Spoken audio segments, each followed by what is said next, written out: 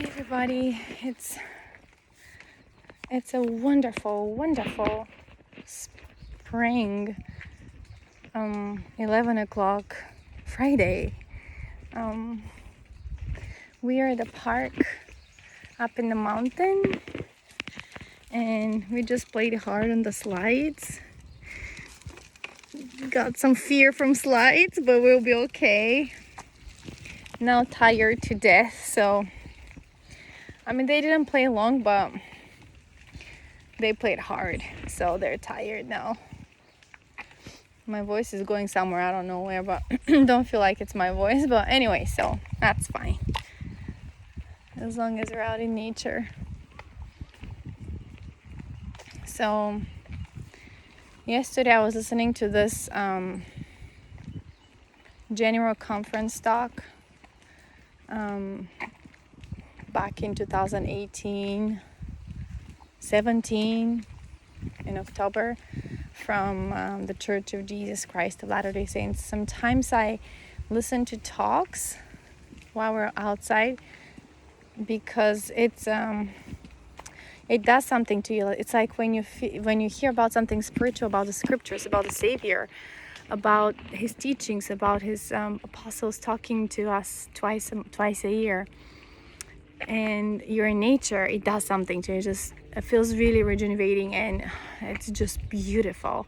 And so I've been prompted to listen to that particular talk for quite some time, but I haven't found the time to do it. And so yesterday finally I was like, okay, it's the beginning of the month, kind of, yeah. So I still have some more data in the phone. I can just listen to that because I don't download them. Do I don't know. Is it downloaded on the phone? I'm not sure. Anyway, so I listened to it, and it's from back then President Dieter F. Uchtdorf, who has a German origin, and it's a talk given by him to the sisterhood in the church worldwide, and it's called Three Sisters. I don't know why, but I've been having this thought, listen to that talk. And so I did. It's been like a few weeks since I had this prompting to just do it, and so yesterday I did. And he uses a parable, and I don't really remember in detail what he was saying, but because it's an analogy, right? So how he worded it was really great. But it got me. There are two things that I wanted to point out. So there were those three sisters that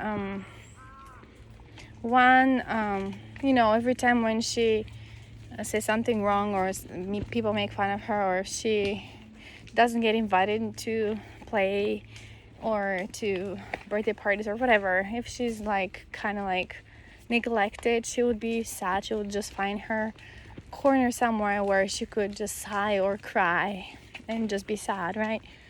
And so every time when something happened to her, she would be sad. And then the other sister, she was number one in everything. She was fashionable, she was smart, intelligent, manner well, really, really, really trying to be outsmarting everybody, being the heart of the soul of the company. And so if that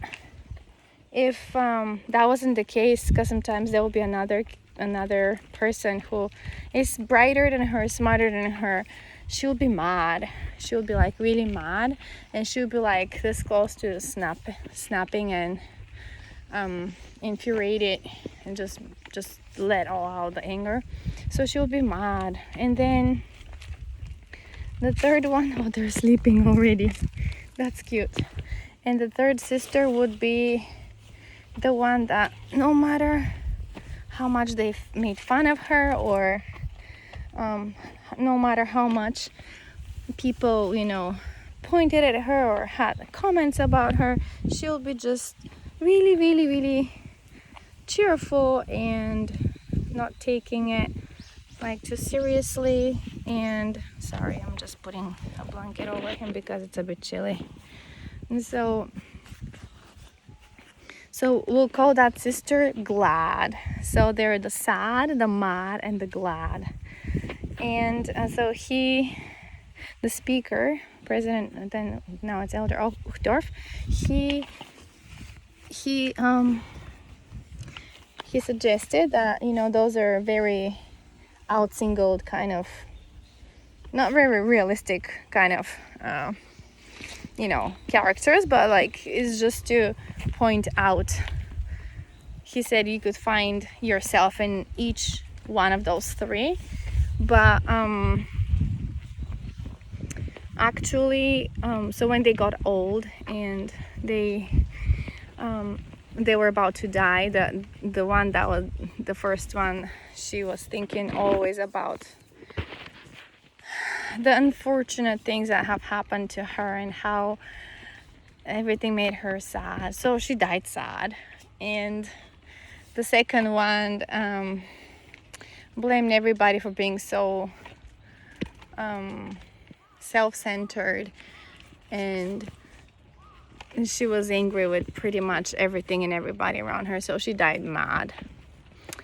And the third one kept singing her song, even though she didn't have the right tones, and she just kept singing all her life her song, and then she died glad. And so I just love this guy because how he expresses, how he uses.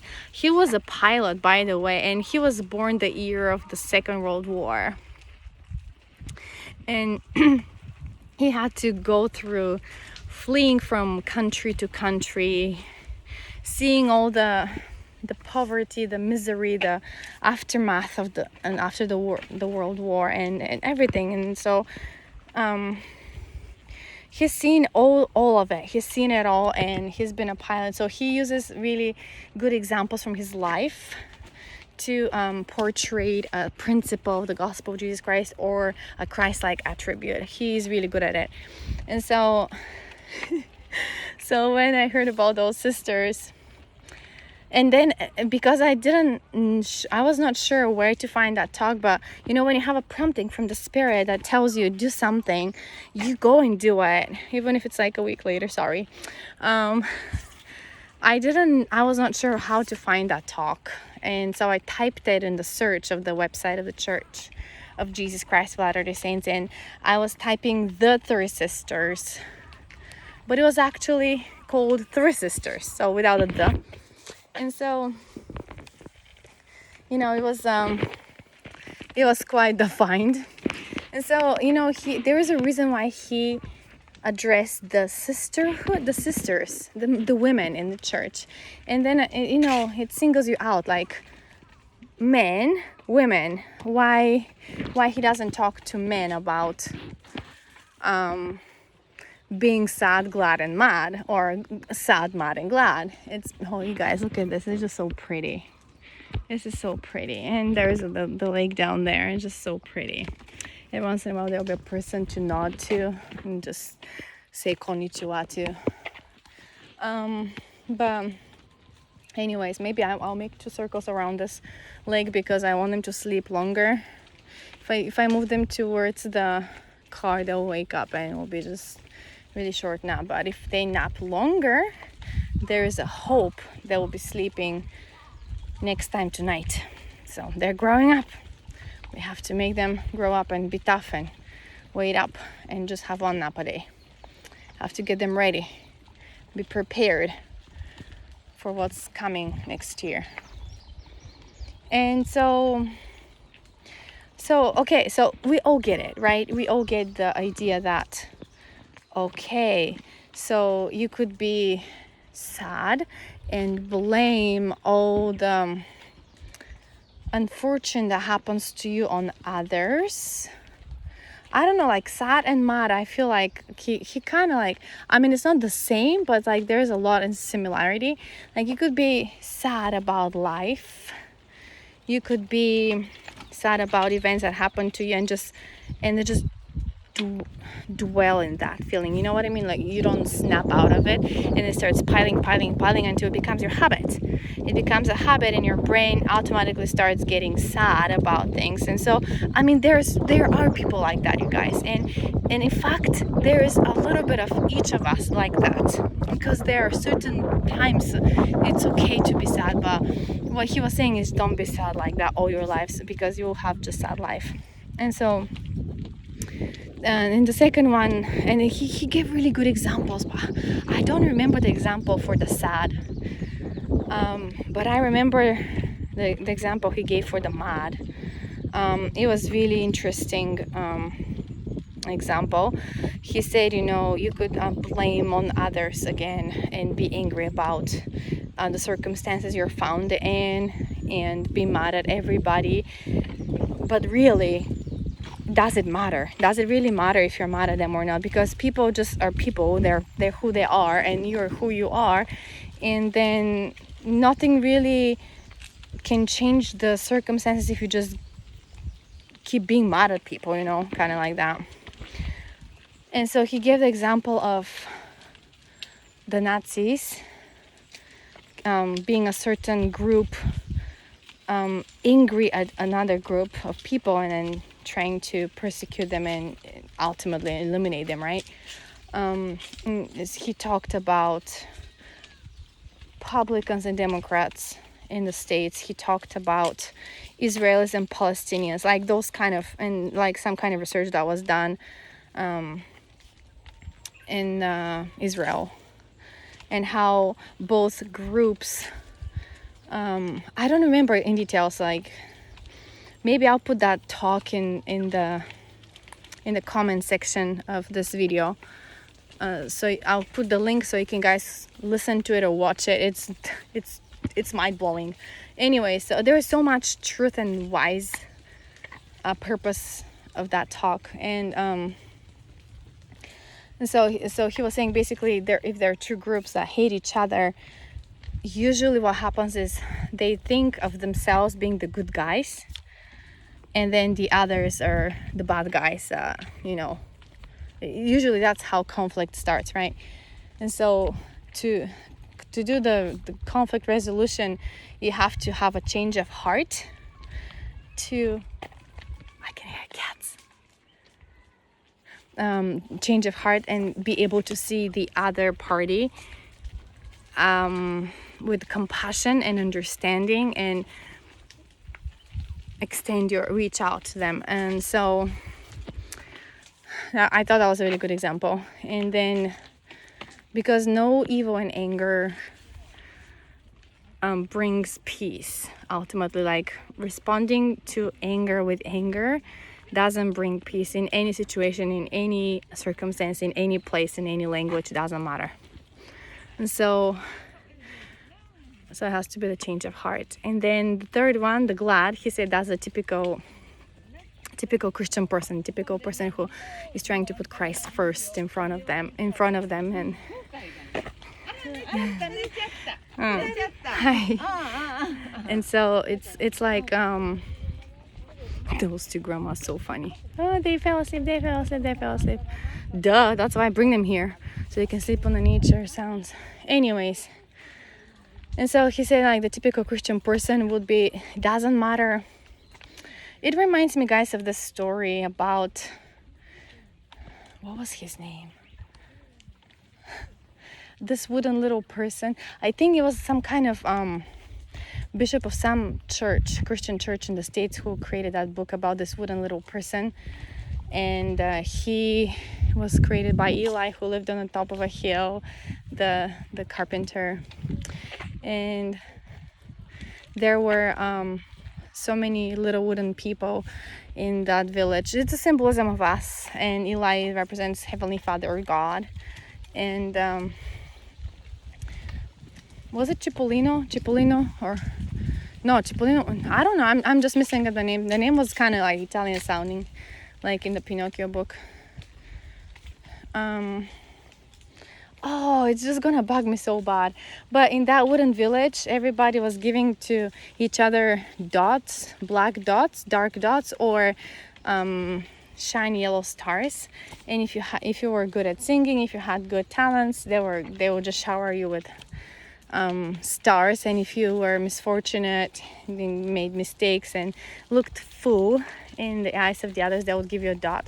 And so this little wooden person, whose name I forgot, I'm sorry, I'll put that in the comments too of this video, so you can find the book. It's really cute. I have it in English and in Bulgarian actually. It's in Bulgarian on the main page, and then down in it's little letters, it's in English. So I have read it to the kids in English, of course, so many times when they were younger, and they really like the story. And so so he would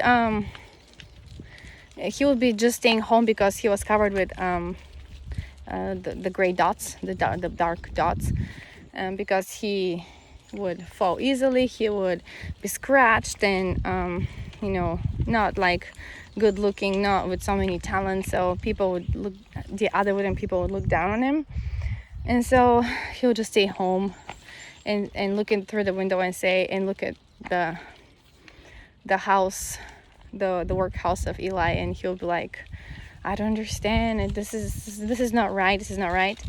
And so one day he meets this girl, this wooden person, who looked really happy and cheerful, glad, and she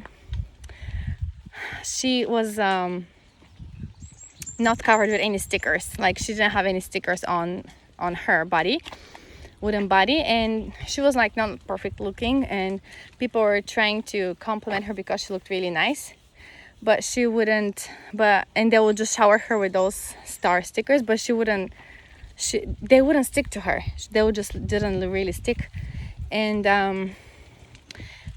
others were trying to downgrade her, like, oh, you're stupid, you don't have any stickers on you, you suck, kind of thing. And they would just try to put the dots on her, and that wouldn't work either. And so this little wooden person, what was his name? Anyways, he wanted to be like her. He was like, hey, I want to be like you. And she's like, okay, do you want to go and meet up with Eli? And he's like, well, why? She's like, well, I've been talking to him about you, and he doesn't mind if you go. And so he was like, well, I just want to be like you. How you're like that? And so she just skips away, and he finds his courage, and he goes up the hill, which is probably really far away from where the little wooden village was. And he goes there, and everything is big, and everything is grandeur, and like they explain how he's like so tiny, teeny little person. Eli is like this big guy, and grandpa carpenter, and with a big good heart. And so he puts him down next to him, and he said, I've been thinking about you. This little wooden girl, she's been talking to me about you. And he's like, oh, she was? And he's like, yeah, I've been waiting for you to come and visit me. So this little wooden guy is like, what? He's like, he cannot comprehend it. Like, why would those two care about me? Like, people try to mark me with dark stickers all the time, and there are those two who want to they're thinking about me, they're nice to me. He's like, why? So basically, to make the long story short, he's told that he's told that he's loved, and he said, I made you, and I'm your creator, and I don't make mistakes. And so those people down there in the village, what they're doing is not right, and you shouldn't let them do that to you. And just come often to visit me, and you'll see that it's gonna change. And so he was like, okay. And so he goes often, but after the first visit he just left, and he looked back, and he was like, I can't believe it, like, he loves me. And so when he did that, when he just said that, one of the stickers that was on him, the dot, fell off. And so the moral of the story is like, you know, those stickers represent the words and the opinions of other people for you. And he was basically saying, if you know, if you start caring too much about others, what they think about you or how they grade you in their eyes, that's gonna just kill you. So don't do that, and go often to God in prayer, and those things will not matter to you. And so it doesn't matter how you look like, what you are, how many challenges you're facing, how many things you have to go through, you'll be fine. So ultimately, no, his stickers started falling off, and he didn't want them to, and he didn't care about people's stickers anymore. But it's a process, you guys. It's a process. And so being glad is like putting the smile on your face from the start, and being all day like that, and being grateful for everything. And you know where it's possible to happen that? Not in real life. It's possible to happen in a Disney animation or like in the movies, not in real life, because in real life you do have days when you feel sad or mad and not just glad. And so what President Uchtdorf was saying back then is about 4 years ago. So he was saying that basically we all have the three of them, and it's like really narrow, kind of like singled out 3 things, but you know, there could be more, but that's just an expression. And he said that to the women. So I was thinking, okay, he said that to the women, so what do they talk about? The church leaders, they do care about the people, obviously. They want everybody to draw closer to the Savior. What do they talk to the men about?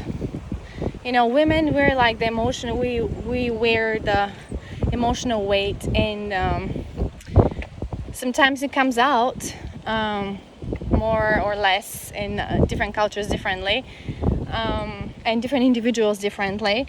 So you know, and the reason is because we try to make the home a safe place where the family can be together, do things together, and bond, and draw closer to the Savior, right? And raise everybody, the kids, in safety and good mannered, and right. So then what do they talk to the men about? So I'm going to dig out more information from that very conference, so that year conference, because in April is to the men and the priesthood holders of the church, and then in October is usually for the Relief Society, the biggest organization of women that reaches out with compassion and charity toward. They do lots of things. They do a lot of things and help the world with projects and stuff, humanitarian projects and stuff. So anyways, in each little branch or ward of the church or the stake, they have Relief Society president and local Relief Society presidents, and they are to reach out to all the sisters to make sure they're okay. They have counselors usually. And so women are more complicated creature, I have to say. I'll tell you guys one thing. I am raising right now a boy and a girl together, the same age, born the same day. They're fraternal twins. I have to be completely honest, hands down, the girl is a completely different creature. I have 3 boys before them. I know how boys' brain works when they're small. They're pretty attached to mommy. They're pretty simple-minded. Like when their needs are met, they're fine, they're good. They do have emotional things going on, but it's usually among them. And of course, when I'm tired and I yell, you know, those things do happen to boys too, but in general, they're pretty simple, easygoing creatures. While the ladies, like yesterday, I was reading a book to the babies, and they were both sitting on my lap, and I was just reading this like really, really simple book to them, and out of a sudden, the baby girl, she starts pushing and kicking the book around, and so I just, pick the book up and keep reading the pages and flip them over and over. And so she got really mad that I kept doing that instead of, I don't know what she wanted to do, something else. Sorry, it's really windy. So she wanted to do something different, I guess. So what she did, I kept reading, and then the baby boy he just kept sitting on my lap, and I kept reading to them, and then she left. She started crying, and she left the room. She went to the kitchen, and she cried there for about good 10 minutes. She cried and cried and cried alone, and I turned off the lights in the kitchen when we're not there, so it was dark, and she was on the couch by herself crying for 10 minutes. I didn't go. I just kept reading the book, and I finished the book. It was a really short book. So her baby brother, I was like, how is Kalea? Is she okay? Go check on her. So he did. He did go and check on her, but he is more secure where mommy, so he would come back every time. So I'm like, go check on her. So he would go and he would be like, like doing that, and it's really cute. And then he would come back. Then we went with him together, and she was like tears, boogers, red, everything. It was just really loud and really angry, and it was just like raging, like nobody's doing anything about that. How is that even possible? How is mommy so cruel to not come and comfort me, kind of thing. And so I got her blanket, the one that she's right now with.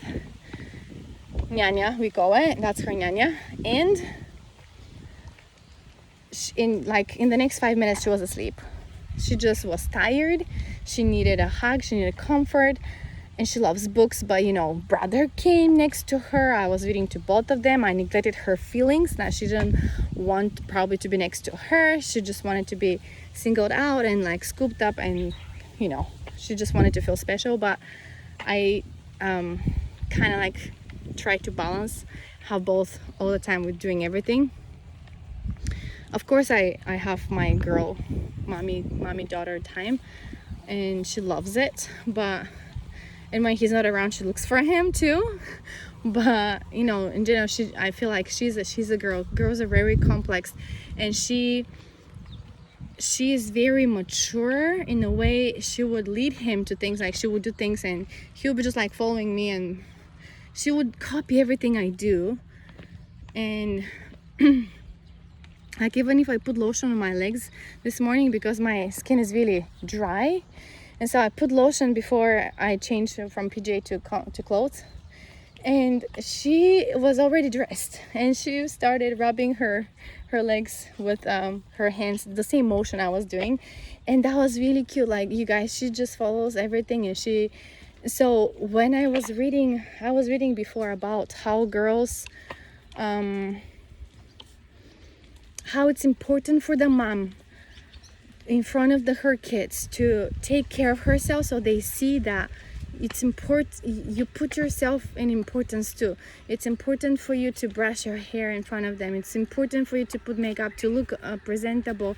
Like, I'm not that kind of like a makeup person anyways, but it's important for them to know that you have to have your own time and do things for yourself, like doing my eyebrows or cutting my nails or putting lotion on my face and my body. They would just mimic it. They would do the same thing.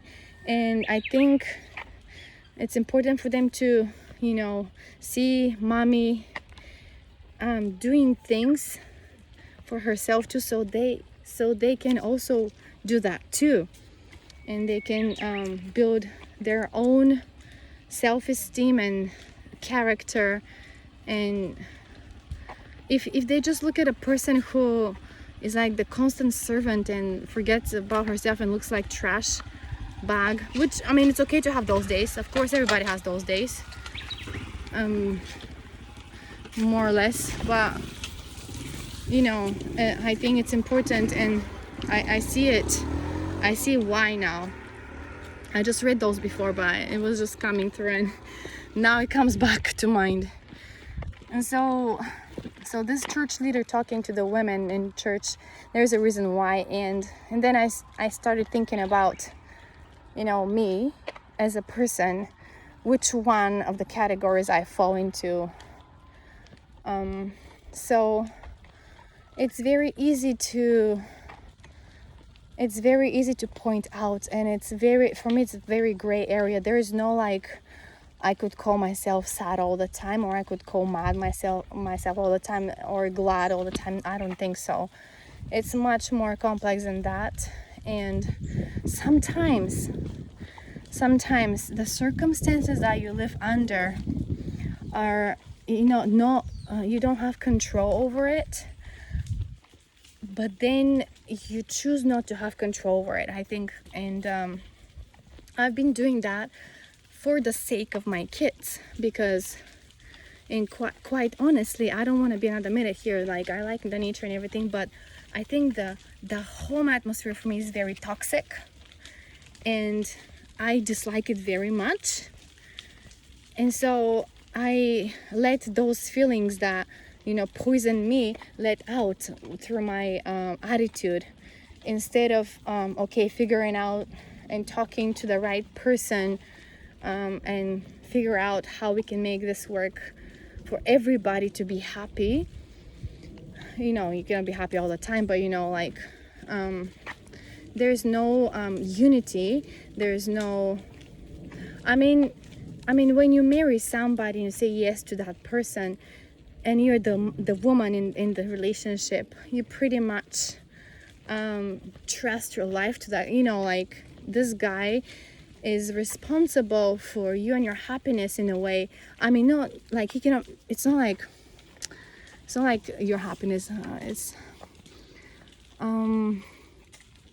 you talk about those things before, and you plan ahead, and what I did, I was just blindly followed, and that's my mistake. And I didn't stand out for my opinion and my wants and my wishes, and all I did was just like bearing child after child after child. So of course I feel used. Of course I feel like this little object, like this little trophy on the shelf, and just to check the box, kind of. That's why. And that actually, in a lot of times, in a lot of ways, especially with the baby blues, with the postpartum depression after every childbirth, I think after my third kid I had it the hardest.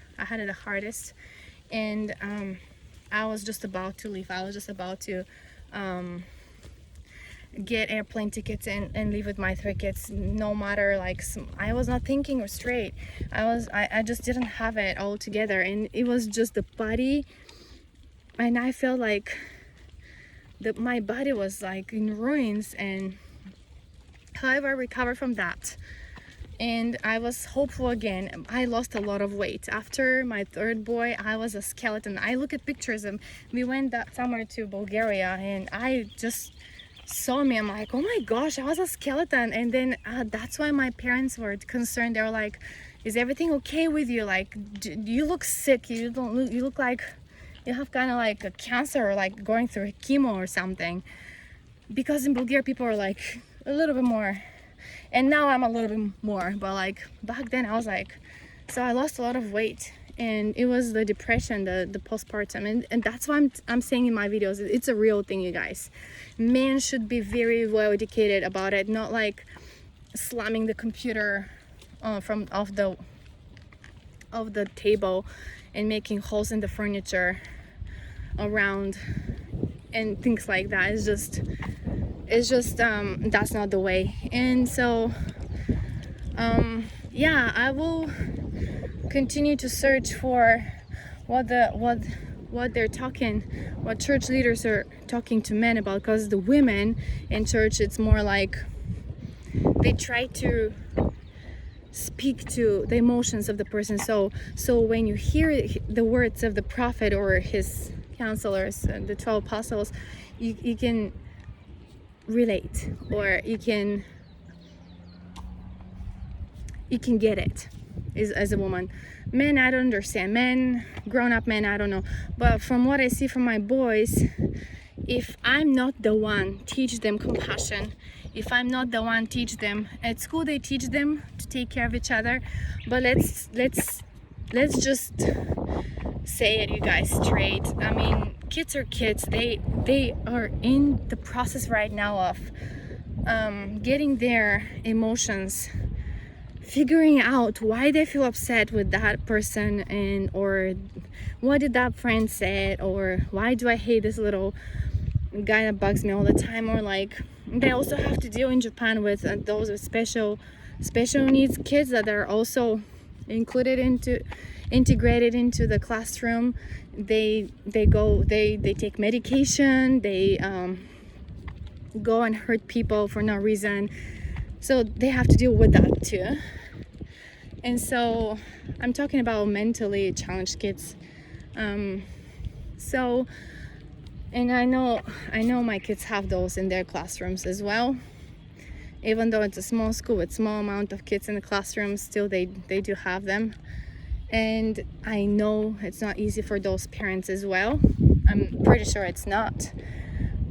But you know, if they don't get at home, my point is, if you don't get at home, the home is the very core of, hey, let's shape up our character, let's think what we can work on, and let's see what's challenging, how we face the problem, and do we just stomp around the house like one of my kids does, or do we work on it together and talk about it? It's a complex thing. It's but I'm one thing I'm sure about. There's a dude passing by with some music, and it's probably like a little tiny device. So that's the extra music. But anyway, so I'm thinking, if at home they don't get that basic psychology 101, if they don't learn it from home, sorry guys, it's really windy, then they will get it from the streets or from the school. And sometimes the education, the educators, the teachers are not that great educators, more like kind of like on the minimum, like doing the minimum. And so I've worked with people like that, I've seen people like that, so, and that's okay. Not everybody's perfect, but I want my boys to, I don't want them anything, I just want to help them to be the people the Lord would be if he were here mingling with us today, kind of thing. And so it's okay to be sometimes sad, sometimes mad, sometimes glad. You could have the mixture of all three in one day as well, just like the weather in Belfast that I've noticed. We had the 404 season in one day. I could not believe it, but it's true. It happens. It's okay. If the weather can do it, people can do it too, right? Anyways, I'll leave it here with all my comments, and I think I'm gonna have the guts to go to the bathroom while the babies are sleeping. I think I can do this, maybe, or maybe I'll just go home, I don't know, but I wanted to sleep a little bit longer, so I'll probably do that. But I'll call it a day with you guys and see you next time. Bye.